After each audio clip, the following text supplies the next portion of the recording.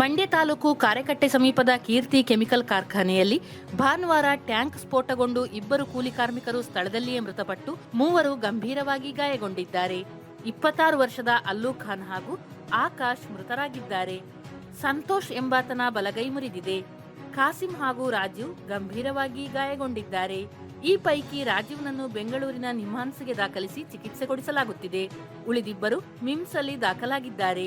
ಕೆಲ ವರ್ಷಗಳಿಂದ ಕೀರ್ತಿ ಕೆಮಿಕಲ್ ಕಾರ್ಖಾನೆ ಸ್ಥಗಿತಗೊಂಡಿತ್ತು. ಈ ಹಿನ್ನೆಲೆಯಲ್ಲಿ ಕಾರ್ಖಾನೆಯಲ್ಲಿರುವ ಸಾಮಗ್ರಿಗಳನ್ನು ಸ್ಥಳಾಂತರ ಮಾಡುವ ಪ್ರಕ್ರಿಯೆ 1-1.5 ತಿಂಗಳಿನಿಂದ ನಡೆಯುತ್ತಿತ್ತು.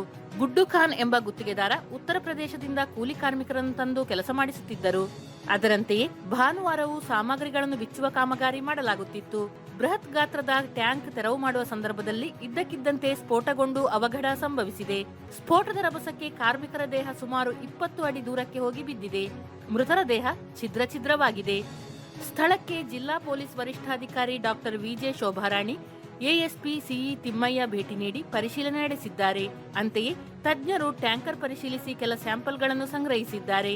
ಅಗ್ನಿಶಾಮಕ ದಳ ಕಾರ್ಖಾನೆ ಆವರಣದಲ್ಲಿ ಹರಡಿದ್ದ ಕೆಮಿಕಲ್ ಹಾಗೂ ಟ್ಯಾಂಕ್ಗೆ ನೀರು ಸಿಂಪಡಿಸಲಾಗಿದೆ. ಮೃತದೇಹವನ್ನು ಜಿಲ್ಲಾಸ್ಪತ್ರೆಯಲ್ಲಿ ಶವಾಗಾರದಲ್ಲಿಡಲಾಗಿದೆ. ಘಟನೆ ಸಂಬಂಧ ಬಸರಾಳು ಪೊಲೀಸ್ ಠಾಣೆಯಲ್ಲಿ ಪ್ರಕರಣ ದಾಖಲಾಗಿದೆ.